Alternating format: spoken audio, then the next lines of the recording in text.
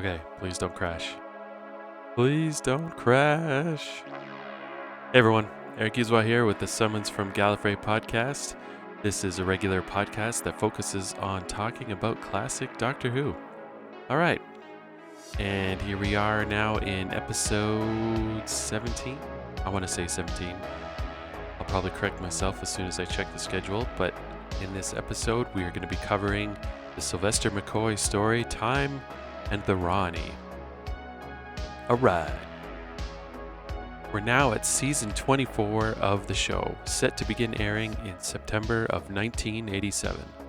What a great year that was, folks. While John Nathan Turner had to inform Colin Baker of his contract termination in order to get season 24 greenlit, he himself was talking to Michael Grade to leave the program for other projects within the BBC. J&T took a holiday immediately after season 23 concluded in December of 1986, with the expectation that upon his return in January, he could finally move to something else. However, Michael Grade informed J&T that he would need to stay with the Doctor Who program for one more year. Now, production for season 24 was soon approaching with everything still up in the air. Uh-oh. First, the show would keep the same 14-episode format, but was moved to a new time slot on Monday evenings from Saturday. Instead of 3 4-part episode stories and 1 2-part story, the show would move to a story structure of 2 4-part stories and 2 3-part adventures that it would keep for the remainder of the Sylvester McCoy era. Secondly, since Eric Sayward was gone, a new script editor was needed pronto. Andrew Cartmel, who was at the time working in computer IT, was really interested to break into something different and had submitted several scripts to the Doctor Who office previously. The production office were aware of several of his submissions and decided to put Cartmel forward to J&T for consideration to fill the script editor position. While that was happening, J&T decided that a new intro with computer effects was needed for season 24 to bring in the new Doctor. Keith McCullough created the updated theme, along with the 3D logo effect that would be used until the end of season 26. And last but certainly not least, they also needed a new Doctor. After spending a lot of time working as a daredevil and comedy theater performer, Sylvester McCoy heard through the grapevine about the available role and contacted J&T. J&T checked out one of his shows and felt that he'd definitely be a great fit for the role. Colin Baker was contacted about coming in to film some sequences for the Regeneration story, but he responded with a counteroffer that would see him return for another full season. And the BBC never got back to him. I don't think they liked that counter proposal. In later interviews, he did express regret about this decision, apologizing to the fans for not providing the opportunity for a real proper transition. But back to the complete lack of scripts for the season thus far. J&T was in a real pinch and relied again on the writing team of Pip and Jane Baker to deliver a script for the first story, while he worked on finding the full-time script editor. Without knowing who the Doctor was going to be or having a script editor, it must have been tough trying to come up with a coherent script meant to kick things off. The writing duo went back to one of their ideas from a Colin Baker adventure and reworked it for use for Sylvester McCoy. Keith McCullough, as I mentioned, did the main theme as well as the incidental music for Time and the Rani. Kate O'Mara returned to reprise her role as the Rani. The other scripts that were finally lined up for the rest of the season was Paradise Towers by Stephen Wyatt, Delta and the Bannermen by Malcolm Cole, and finally Dragonfire by Ian Briggs, which would see Mel leaving the Doctor's side and the Doctor picking up a new companion named Ace, played by Sophie Aldred. On a higher level note, Time and the Rani is the last story done by a quote-unquote traditional Doctor Who writer-contributor. Going forwards in Sylvester McCoy's stories, every contributor is now part of a new batch brought in by Andrew Cartmel, and it really shows in a lot of the stories. Well, in every story. So with that behind the scenes stuff out of the way, let's get into the recap. Alright, in episode 1, we see some laser blasts or something hitting the TARDIS while it's flying through time and space. It's very difficult to quote-unquote get, but the idea here is that the Rani is pulling the Doctor's TARDIS towards her with the help of a gun that we never ever see again in the entire series. The Doctor and Mel are lying unconscious in the console room. We don't even see the Doctor's face, just a Sixth Doctor outfit and some a curly hair wig. Cut to the planet of Lakertya. We see a bird-looking man standing at the top of a rocky hill. His name is Icona, but we don't find this out until much later. He looks up and sees the TARDIS flying across the sky with a kind of rainbow-looking jet stream. It does look really weird these first few minutes. The TARDIS lands and we hear the main doors opening. The Rani walks in holding that giant gun. She orders something to leave the girl and take the man. This creature hobbles over to the Doctor and turns him over so that we see his face. It's basically Sylvestor McCoy wearing a blonde curly-colored wig with some special effects on his face to give it that swirly effect, as if he's regenerating, which he is. Seconds later, the wig vanishes and we just see Sylvester McCoy proper. Cut to the new intro sequence. Once that's done, we see a laboratory built into the side of a rocky cliff face. We see a female version of the Birdman carefully putting Einstein into a small compartment. Yes, Einstein. Bayes, it's kind of a heavyweight-looking guy, is overlooking things. He's a male Birdman who's the chief of the local tribe, the local people. The Rani walks over, urging the female, known as Sarn, to hurry things up. She seals the chamber and puts Einstein as a label on it. Sarn and Bayes share a look like they're supposed to know who it is. It's kind of weird. It doesn't look right, but whatever. There's a bit of back and forth between Rani and Bayes. She's basically threatening Bayes. Sorry, his name's Bayes, not Bias. She's basically threatening Bayes and his people, known as the Lakertians, that if they don't keep obeying her, then they'll pay for it. Her whole personality, the Rani's whole personality, is that she's detached from everything emotionally. Because she's a scientist, an evil scientist. She's only interested in Bayes and his people for her experiments, nothing else. They have no other significance. She tells Bayes that all he needs to understand is that all of these specimens are geniuses.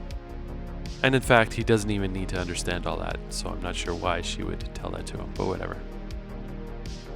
She needs to repair some of her lab equipment, which is where the Doctor comes into the equation. The Rani walks into another room and the Doctor is sprawled out on his back on a table. She pokes him briefly to make sure that his two hearts are beating okay. She walks over to a staircase leading upwards to another door and is climbing the stairs when the Doctor starts babbling as if he's talking to Mel. The Rani closes the door and comes over to the Doctor. He springs off the table and starts babbling before turning around to face the Rani. He recognizes her instantly, and the two of them have quite a bit of back and forth. The Rani is also a Time Lord, exiled from Gallifrey for her gruesome experiments. The Doctor figures out that the reason she's on this planet has something to do with an asteroid orbiting the planet composed entirely of strange matter.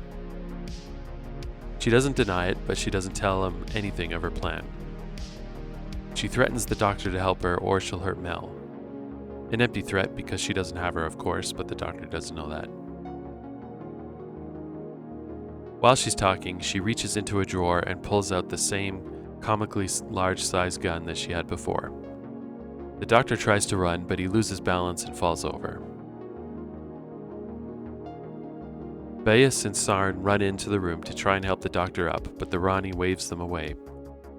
She grabs Sarn's arm and tells her that she'll deal with her later. Sarn runs away. The Doctor gets up and threatens to smash some of the equipment. The Rani shouts for Iraq. and then the same creature from the opening segment lumbers in, and for a few seconds we see things through its eyes. It has 360-degree vision, sorta. It's a little bit hard to explain. It's a creature that has eyeballs around every side of its head. It pulls out a gun and shoots the Doctor with some kind of electro-fishing net, which stuns him. Meanwhile, outside, the dude who is on the hill, Icona, watching the TARDIS land, sneaks in and finds Mel still unconscious, sneaks into the TARDIS. He picks her up and swings her over his shoulder, walking away. Back in the lab, Irek talks to the Rani via her wrist computer and tells her that Sarn has escaped the complex. The Rani walks over to a monitor and watches Sarn trying to run away outside. Meanwhile, Mel comes around and doesn't like being carried over someone's shoulder.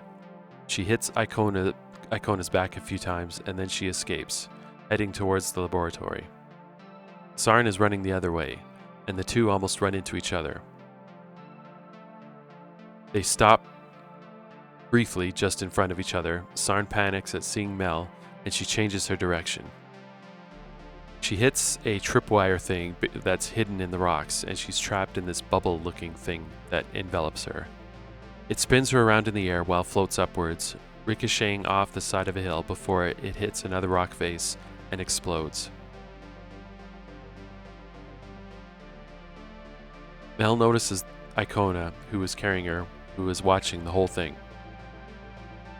She walks over to him, but he pushes her away and heads towards some comically looking bones now in the rocks. There's some skeleton bones kind of scattered in the rocks, and I mean, whatever. The Rani saw the whole thing on her monitor and switches it off, ordering Irek to reset the trap. She orders Bayes to help her with the Doctor. He rolls up the Doctor's sleeve and the Rani injects something into his arm to force amnesia. Outside, Mel and Icona go back and forth. He accuses her of being in league with the Rani while she denies any involvement with anyone. His plan is to take her as a hostage to exchange for Bayes, and then he ties up Mel. Back in the lab, the Doctor slowly comes back to consciousness. He's still wearing Colin Baker's outfit, which is a nice touch. The Rani is dressed up to vaguely look like Mel, including a red-haired wig. She tells him that they're on his laboratory on Lakertya. There's some back and forth with not Mel, explaining to the Doctor that he was working on a computer panel when it exploded, causing them both to pass out, and for him to regenerate. There's a few moments where he almost recognizes her as someone else, but not Mel is constantly distracting him. She guides him back to the machine that exploded, telling him that he's the only one who can repair it with his knowledge of thermodynamics. Outside, Icona is dragging Mel, who's trying to explain that she has no idea what's going on. During their bickering back and forth, the dude accidentally hits another tripwire. Mel yanks hard on the rope to pull him backwards before he can be trapped inside the bubble. They watch as the same bubble thing spins up and explodes. Mel makes one last plea that she's not the enemy that he thinks she is.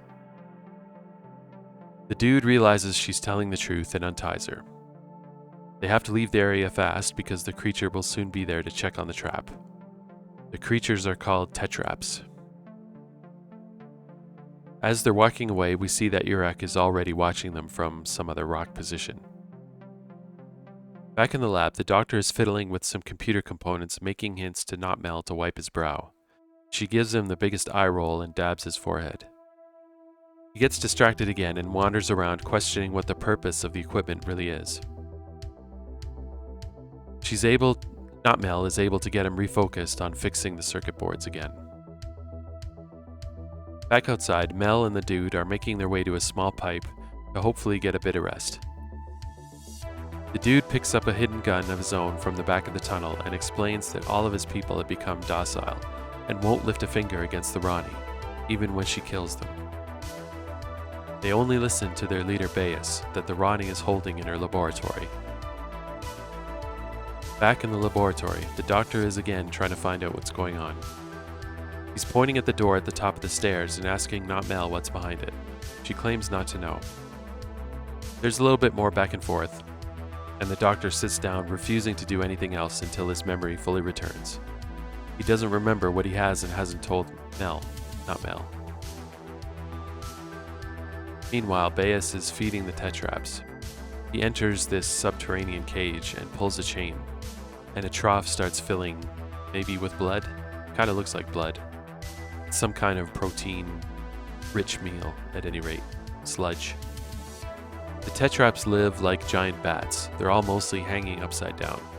They smell the food and come running, while Bayes leaves the area, locking the cage behind him. Not Mel dumps a vial of some blue elixir into a glass of water and swirls it around to make it go clear again. She hands the cup to the doctor for him to drink. During the next bit of dialogue, it's basically that thing where every time the doctor's about to take a sip, he comes up with something else to say, or the Rani, not Mel, interrupts him. So basically he just never takes a drink. Eventually he tells her that he needs a radiation wave meter. Not Mel suggests that there's one in the TARDIS, and the doctor's eyes light up at the idea of going there. He walks out while Not Mel stays behind. She opens her wrist communicator to tell Iraq to move Mel from the TARDIS. He tells her that she's already gone, so Not Mel orders him to find her. During their walk outside, the doctor stops at a pile of bones in the rocks, basically Sarn's bones. I didn't mention it until now, but every time Not Mel speaks, she's trying to match Mel's higher-pitched voice. There's some excellent acting here by the Rani, Kate O'Mara. Another kind of tidbit throughout these conversations between Not Mel and the doctor is that she's basically projecting her own beliefs onto the doctor, making him think that they belong to him. So, the more she's revealing, it's making it sound like it's coming from the doctor and not from her. Sylvestor McCoy has a pretty good line here. He says, "The more I know me, the less I like me." Pretty good one. He's still in Colin Baker's outfit, by the way. The two of them get to the TARDIS. Part of Sylvester's shtick at the moment is screwing up well-known English expressions and phrases. For example, he claims he's as fit as a trumpet. And there's a few others like that throughout this story. Anyways, we finally get the wardrobe scene. A bit of comedy here while Sylvester tries on different outfits, with Not Mel groaning in exasperation. He comes out in Tom Baker's outfit, John Pertwee's, and even Peter Davidson's.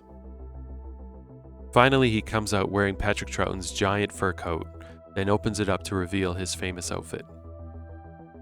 Not Mel likes it a lot, but likely just to get him moving. The doctor starts staring at Not Mel, almost seeing her as the Rani, when she suddenly slaps him. She tells him they need to grab the radiation wave meter, which is likely in his tool room. He promises her that absence makes the nose grow longer. As he leaves, Not Mel calls him a cretin under her breath. It's really well done, this whole scene.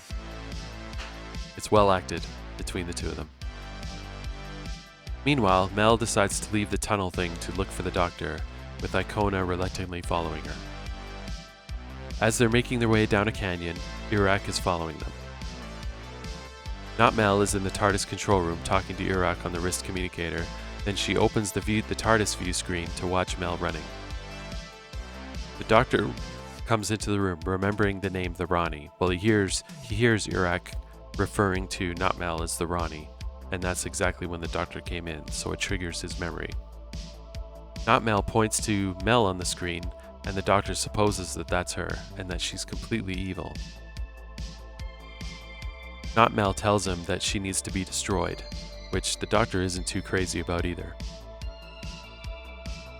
Meanwhile, Iraq is following Mel, who realizes she's being followed and starts to run. She doesn't watch her step and hits a tripwire. She's caught in the bubble thing. While it's spinning around in the air, Mel is screaming her head off as the bubble floats towards the nearest rocky cliff face. And that's where we leave episode 1. Episode 2. Mel just can't stop shrieking. She is a screamer. In pretty much every Doctor Who story, she really screams her lungs out. Anyway, the bubble that she's in finds its way onto a small pond, so luckily it doesn't detonate. Icona runs down the hill towards her and calms her down while trying to defuse the trap. It's his first time doing this, so he tells her to stop screaming. There's a sudden burst of light when he touches the controls, and then we're back in the laboratory. They kind of did an edit at the same time. Anyway, the machine that the doctor is trying to repair has briefly sparked up. Again, he gets himself distracted thinking about the Rani and what he's trying to actually achieve in this lab. Not Mel keeps trying to steer him back towards the machine for him to repair it.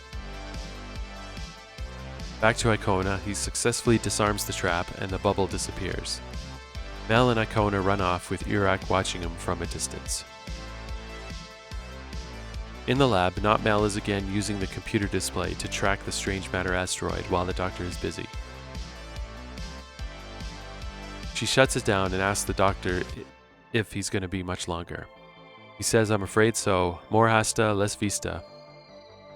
She just rolls her eyes. Every time the doctor makes one of these expression twists, she really rolls her eyes. Mel and Icona are making their way through the rocks. Mel takes a breather while Icona heads up to a secret cache of weapons. I thought he already had a gun. Anyway. Iraq jumps down behind Mel, and we finally get a big long look at an actual tetrap. It's not too bad of a monster. It's an interesting idea with, like I said, eyes all around its head. Basically like a man-bat. Or Batman. I'm Iraq. Batman. Anyway, no, it doesn't look like Batman, but it is definitely like a bat-looking creature with eyes around its entire head. I can't remember if there's one right on top of its head. Mel starts screaming again, and Icona fires some kind of glitter gun at Iraq, which stuns him temporarily. Mel heads up the rocky path to get to Icona. Meanwhile, the doctor and Not Mel are looking at a broken circuit board. More questions and distractions from the doctor, while Not Mel is pretty convinced that she has a replacement circuit board somewhere. The doctor is slowly realizing that Not Mel is in fact not Mel. He's throwing her a few softballs as a test, and she's failing, which gives him pause. Like, basically questions that only him and the real Mel would know. Back outside the lab, Icona and Mel reach an overlook. If the doctor is alive, that's probably where he'll be, as they're looking at the lab. Mel makes an observation that something must be going really badly for them to resort to kidnapping the doctor for his help. The doctor has rigged up a primitive stethoscope thing to try and listen through the door at the top of the stairs. Not Mel joins him, trying to distract him about replacing the circuit board, while the doctor is trying to tell her that he hears something behind the door. She tells him that she'll fetch a replacement circuit board from the Lakertyans, while the doctor finishes with the machine. He looks a little confused, as earlier on Not Mel described the Lakertyans as primitive. Not Mel just looks at him while hitting a button on the door, and all the doors to the lab close down. Outside the lab, Bayes' wife Faroon makes her way towards Icona and Mel. Icona leaves Mel and confronts Faroon. She chastises him for disobeying Bayes. He's trying to save their whole tribe from destruction from the Rani by acquiescing to all of her demands. Mel steps into the conversation to mention the girl she saw escaping the lab and tripping the trap that ultimately killed her. Icona confirms to Faroon that it was Sarn. Faroon and raped Bayes' daughter. Faroon looks sadly at the skeleton bones which are still nearby, and with tears in her eyes she heads towards the lab to tell Bayes. Mel follows behind her, still convinced that the lab is the most logical place to find the doctor. As Mel is heading towards the lab, we see Not Mel coming out of the lab heading in the other direction. As they get nearer to the lab, they watch Faroon enter the main door, which is guarded by a tetrap. Icona agrees to distract him to give Mel the chance to slip inside.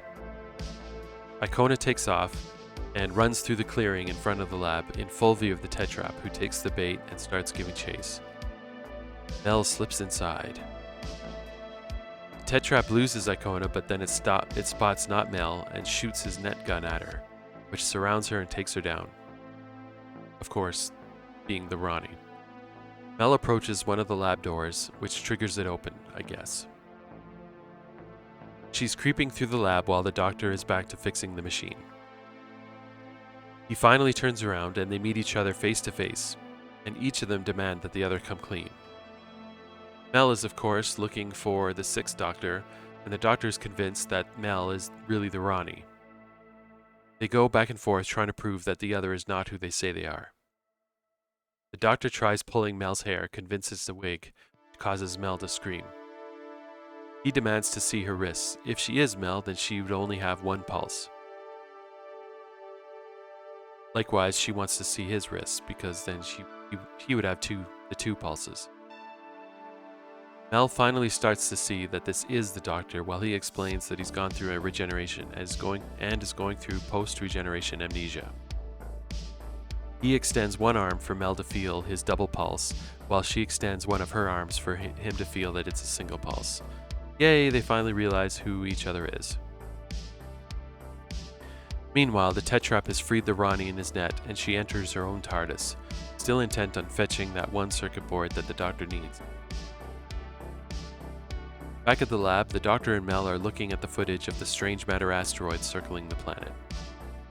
The doctor explains that the strange matter is incredibly dense. A lump of it the size of the table near them weighs more than the entire planet Earth. They still can't figure out what the Rani wants with it. If the strange matter explodes, it would release an equivalent amount of gamma rays as a supernova, which would wipe out the planet Lakertya and everything else in the vicinity. While they're trying to brainstorm the plan of the Rani, Bayes and Faroon are on the other side of the door listening to what the doctor is saying. And meanwhile, while the doctor is describing everything to Mel, he's trying to hack the door controls. So Bayes yells out the code to open the door, 953, to which the doctor just laughs. It just happens to be the age of himself and the Rani. Anyways, he punches in the code and the door opens. The doctor and Mel step through to meet Bayes and Faroon. Back in the Rani's TARDIS, she has finished cutting a new circuit board to the dimensions that the doctor needs and heads out, heading back towards the lab. Mel and the doctor are going through the collection of geniuses that the Rani has captured through time and are storing in their pods. Mel notices that there's one pod reserved for the doctor himself. The Rani returns to the lab's main doors. The doctor and Mel realize that as a Time Lord, the doctor can contribute his knowledge of time travel. Faroon spots the Rani coming, so Bayes, Faroon, and Mel exit the room via the other door. The doctor rushes back to the machine to pretend he's been studying it the whole time. The Rani comes into the room and spots that the table computer was on. She's kind of suspicious that something happened while she was gone. She heads to the doctor and gives him the new circuit board piece. Faroon slips out of the lab, taking Mel with her. The Rani and the doctor both fit the new circuit board into the machine, while she asks him what he was doing on the computer. He comes up with a fib. The doctor then tries to get a bit more information out of the Rani before turning the machine on, but the Rani ignores him and flicks the switch on the table computer, powering everything on. The machine powers up and the Rani takes off her Mel wig to reveal herself. The doctor throws his scarf around her and pushes her down while he runs out of the lab, heading past Bayes. It's pretty pathetic. I mean, it's all they can do to kind of give him an excuse to run away, but it looks kind of terrible. The Rani gets up and takes off after him, of course. The doctor is hiding within the Tetrap cage behind a rock. The Rani comes inside to take a look but doesn't spot anything. She doesn't see anything and leaves, locking the cage behind her. The doctor steps out, seeing if there's another way out, when he's suddenly surrounded by some Tetraps who are all smacking their lips. That's where we get the cliffhanger of Episode 2. Episode 3. The doctor comes up with a few puns about eyes. We may not see eye to eye or try and see it my way. It's actually kind of funny. The thing is, though, is that when they give the doctor these puns to say, he says them very quickly. So if you're not paying attention, they just whoosh by. I wish they would have given the dialogue, a bit more time to kind of sink in. At any rate, Bayes pulls the chain to unleash that food sludge for the tetraps, which distracts them long enough for the doctor to escape the cage with Bayes. From the rocks overlooking the lab, Mel and Faroon watch as the Rani steps out looking for the doctor, giving Mel some hope that the doctor hasn't yet been captured. Mel sends Faroon away to avoid being punished if they're caught together. Meanwhile, the doctor is trying to figure out a way out of the lab complex. Iraq is in the lab area looking for the Rani, and Bayes stops the doctor from heading out the same way the Rani did. Iraq finds Bayes, who tells him that the Rani has left the building. Iraq leaves, but not before insulting Bayes and his entire race. Needlessly insulting, I should say. After he's gone, the doctor gets out of his own pod. The doctor is still puzzled by the presence of all the geniuses. And he's even more puzzled by the attitude of Bayes, who's helping the Rani despite the murder of his daughter and others. Bayes explains the reason for his collaboration is in the center of leisure of his people. They're near the computer table, and the doctor explains the danger of the strange matter asteroid exploding. The doctor grabs a transformer. I have no idea, basically a small piece of the machine that he repaired, which now powers down the lab. Bayes demands the doctor give him the gizmo, and they struggle.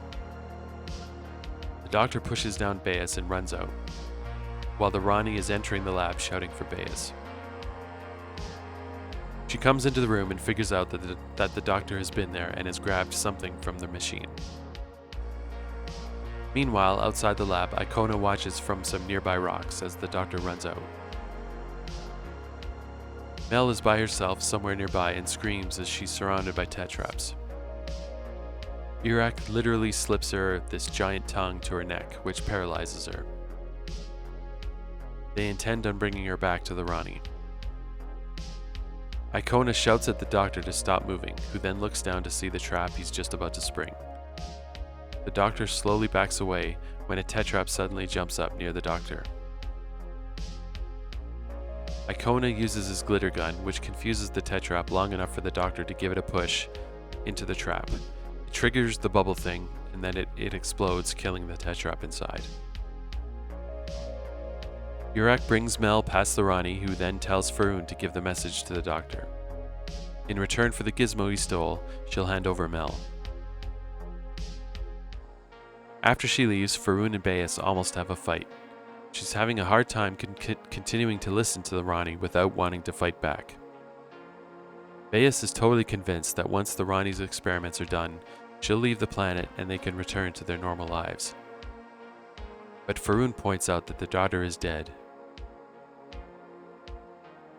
Bayes sends her away to the center of leisure so that she can deliver the message to the doctor. At the center of leisure, Icona can't understand why Bayes would send the doctor there. Picture a community center type of place with a giant disco ball in the middle of the room. The Lakertyans are lounging around the place, and Icona looks at them with disgust. Basically how weak and soft his whole tribe has become. Icona points out that the only thing new in the center is the giant disco ball thing hanging in the middle of the room. The doctor and Icona try to talk to some Lakertyans to ask them about the disco ball, but they all ignore them. Back in the lab, the Rani and Iraq are questioning Bayes about some of the glitter gun remnants, which was used to kill that tetrap. Bayes admits that they're Lakertyan in origin, but none of his followers would disobey his orders to help the Rani. On the computer table, we see the disco ball thing on a monitor. The Rani hits a button, and the disco ball stops spinning. Bayes protests, but the Rani reminds him of the penalties of any disobedience. She hits another button, and some small panels open up in the disco ball, and little energy firefly-looking things come out from the ball and start to attack people. It's kind of weird because before they even come out, they do a voiceover of a girl yelling, "Look out, they kill!" Anyways, a few Lakertians fall over dead from being hit by these firefly-looking things. There's a mass panic as all of them are trying to run out of the center. Icona's own brother is killed by one of them. While he's mourning over him, Brune shows up with her message for the doctor. Back in the lab, Mel is still paralyzed and now hanging upside down in the tetrap cage. We see the exchange standoff in a rocky clearing now.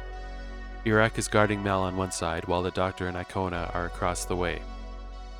The doctor gives the gizmo piece to Icona, who walks to the middle between them and drops it on a rock. Well, places it on a rock, doesn't really drop it. Mel starts walking towards the doctor. Iraq goes forward and picks up the gizmo. The doctor is waiting for Mel with open arms, and she suddenly vanishes as she touches the doctor. She was a hologram this whole time. The doctor can't believe that he was so easily tricked. Back in the lab, Iraq grabs the real Mel still hanging upside down and brings her into the lab. The Rani wants Bayes to ramp up the brain activity of each of the geniuses, providing Mel as his assistant. And then they wake her up. Icona and the doctor are heading back towards the lab. Icona thinks it's a foolish venture, but the doctor convinces him that a holographic Mel only creates more of an assurance that that's where he'll end up. Back in the lab, the Rani plugs the gizmo back into the machine and it switches it on. The lab powers up again and the Rani checks things out on the computer table monitor. She's getting upset that the increased brain activity will still cause her to miss the solstice for the strange matter. Iraq suggests that she plug her brilliant mind into a pod while Iraq manages the controls. It's not a terrible idea, but the Rani waves it off and heads out of the lab, ordering Iraq to follow her. She orders Bayes to prepare the doctor's pod, boasting that he's already presenting himself as a sacrificial lamb. Her and Mel exchange a few words, but it's Bayes holds Mel back, warning her yet again that the Rani just has to push a single button to exterminate all the Lakertians.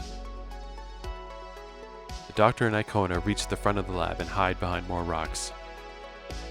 I forgot to mention that on the top of the lab is a rocket pointed up towards space, which nobody's figured out the purpose of yet. The doctor theorizes that it has something to do with strange matter. But, it's as good a guess as any. Icona suggests that it has to do with the quickly upcoming solstice. Icona once again draws off the guarding tetrap, leaving opportunity for the doctor to sneak in. But as he does so, Iraq and another tetrap step out of behind hiding, and they grab the doctor, paralyzing him with his tongue. As Mel and Bayes are arguing about the doctor's pod, Iraq brings the paralyzed doctor and plops him into the pod. Iraq orders Bayes to connect the doctor to the rest of the geniuses. Then he enters the lab to report success to the Rani. Mel is still refusing to help Bayes connect the doctor up, so he goes off to double-check the levels. The Rani and Iraq head back into the lab and finally up the stairs to the door at the top. Mel sneaks into the lab and follows them. She comes up to the room at the top and discovers a literal giant brain hooked up to wires. It's talking over a loudspeaker. The Rani notices Mel and grabs her while the brain is discussing options to solve the problem of needing an energy release equivalent to a supernova. The Rani drags a struggling Mel back outside the room and orders Bayes to complete the connection and switch the power onto the doctor's pod. Mel tries to warn Bayes, but Iraq covers her mouth. Why not just paralyze her again? Do the tongue thing. I don't know. Bayes switches on the doctor's pod. The Rani runs back inside to the brain. The brain now reports that it is learning more about space-time travel knowledge thanks to the addition of the doctor's mind. The Doctor starts shaking in his pod as his mental energy is getting absorbed or processed by the Brain Collective. And I mean really shaking. It looks like he's being electrocuted almost. That's the cliffhanger in episode 3. Okay. Episode 4. Urak lets go of a still screeching Mel to join the Rani. The Rani checks on the computer table while Urak warns her that the solstice is very quickly approaching. Outside, Icona has once again avoided the Tetrap guard that was chasing him. He climbs down the rocks trying to figure out his next move.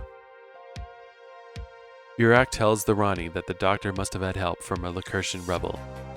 She doesn't want to kill them all just yet, so she grabs a box and gives it to Urak for him to deal with the Lakertians. Urak leaves the lab and grabs reinforcements from the Tetrap cage.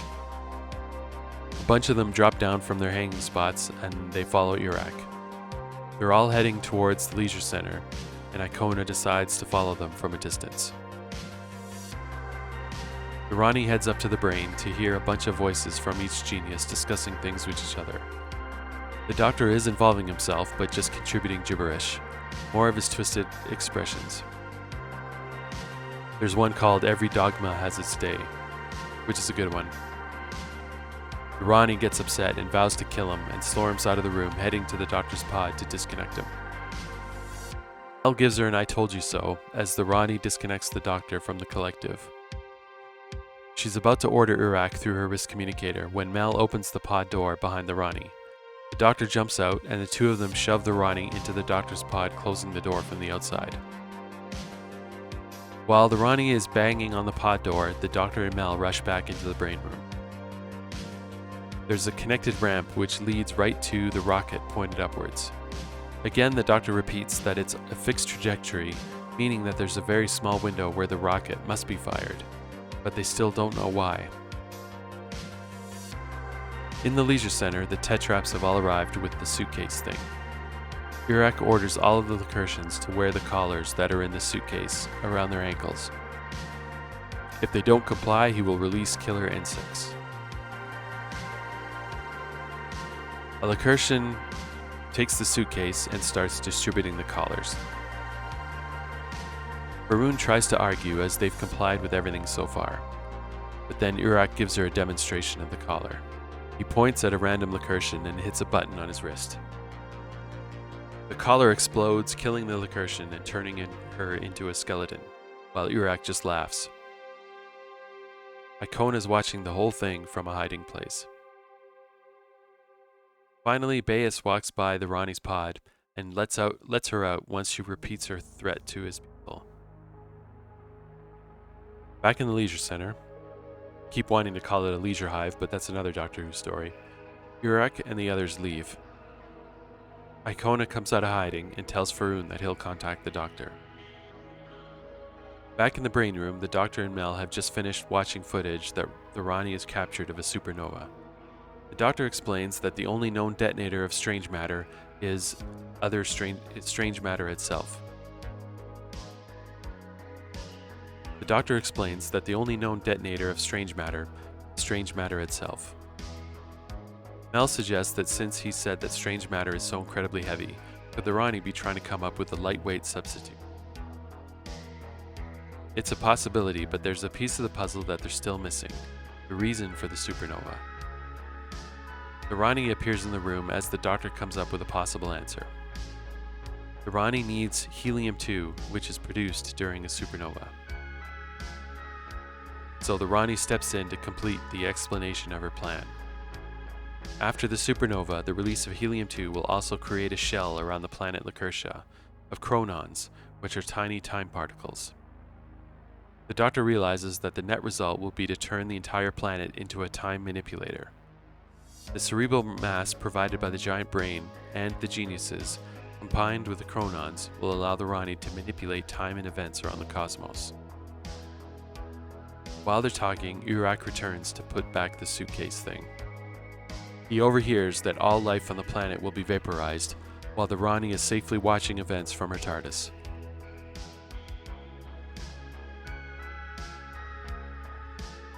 The giant brain interrupts them all by starting to communicate a working formula. While it's making a note of the equation, the doctor corrects it before realizing what he's done. The brain has a eureka moment, and to the joy of the Rani, it comes up with a formula that she's looking for. Element called Loihargil. The doctor and Mel escape the brain room and close the door behind them. They come down into the lab and distract Urak long enough to use his own fishing net gun thing against him, knocking him unconscious. They run out of the lab and into Icona, telling him that they need the help of their people. They all head back to the leisure center at a fast walk. I don't know. They understand the seriousness of the situation, but yeah, they just walk. Anyways, back in the lab, Bayes finds Urak and removes the netting thing, which wakes it up. Urak gets up and reopens the door to the brain room to join the Rani. Loihargil is already being produced and automatically being put into the rocket thanks to the conveyor belt that's hooked up between the brain and the rocket. In the leisure hive, the doctor, Mel and Icona take a look at Faroon's ankle bracelet. Yada yada yada, they use a wire to create a circuit while cutting the bracelet off Faroon's ankle. He orders Mel and Icona to remove the rest of the ankle bracelets and to put them all together in his umbrella. Faroon still warns him about the insects, and the doctor just smiles. He's got a plan. Back in the lab, as the Loihargil is being loaded into the rocket, the Rani orders Urak to stay behind and stand guard in case the doctor tries to interfere. She starts a countdown for the rocket, then heads to her TARDIS. The doctor, Faroon, Mel, and Icona return to the lab. The doctor opens all the genius pods, hands Mel the TARDIS key, and tells her to bring them all back to the TARDIS. Icona gives the doctor his umbrella back, which still has all of those ankle bracelets in. The doctor, Faroon, and Bayes run up to the brain room. They start taking the collars carefully out of the doctor's umbrella, and they place them all around the giant brain. The brain is still counting down, now at 75. The doctor, Mel, and Faroon leave to confront the Rani while Bayes finishes all the ankle collars. They all run out of the lab as the brain with Bayes counts down from 10 seconds. The brain stops at 4 seconds. The Rani is steps away from her own TARDIS when her wrist clock starts beeping, pausing at 4. The doctor appears from behind a rock, telling her that it's over. The Lakertyans are with them and they're preparing to attack. She can't believe how dumb the doctor is and hits another button on her wrist.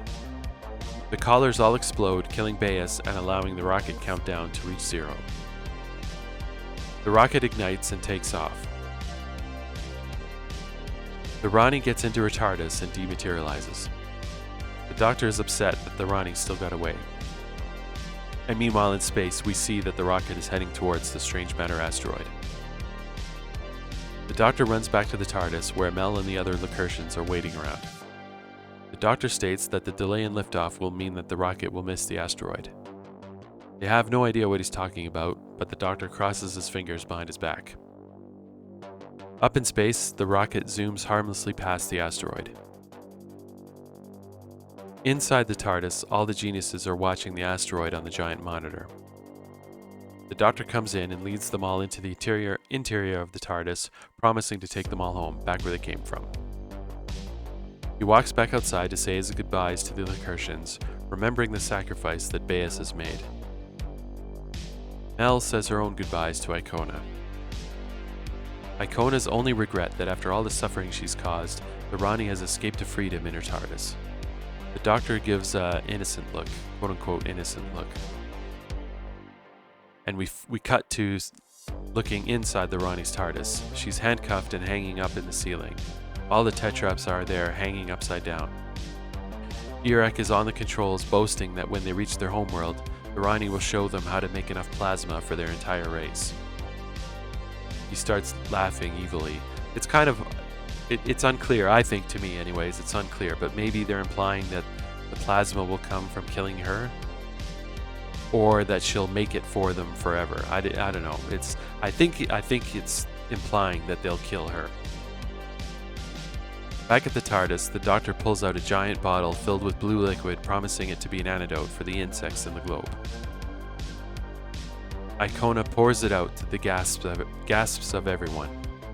Varun tells them that Icona believes that they have to get back to meeting their own challenges if they are to survive. The Doctor comes up with another expression twist. Time and tide melts the snowman. Waits for no man, corrects Mel.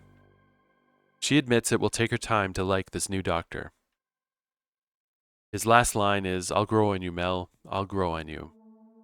They close the TARDIS door, and end credits come up. Okay, as before, let's go through the numbers of each episode. Episode 1, 5.1 million. Not bad. Episode 2, 4.2 million. Oof. Episode 3, 4.3 million. And Episode 4, 4.9 million. To be honest, that's fair considering this opening story. I've got to admit that it's pretty boring, and most of the time I was really struggling to care about anything. The segments where the Doctor is trying to repair the Rani's equipment are very tedious and seem to take forever. It feels like it's almost like 1.5 episodes of him just doing that. Given the background behind the start of Season 24, I guess it's not entirely the fault of Pip and Jane Baker, but compared to their other stories that they wrote during the Colin Baker years, I don't know if I enjoy their style of Doctor Who. I just have to admit. Or there's a possibility that something is just getting lost in the translation. I don't know. I mean, they took it's written like a Colin Baker story with some minor details changed for McCoy. But, given the background that I went through in the beginning, they really didn't have anything else to go on. McCoy doesn't have much to start with, and we definitely don't get any sense of what his version of the Doctor will be known for.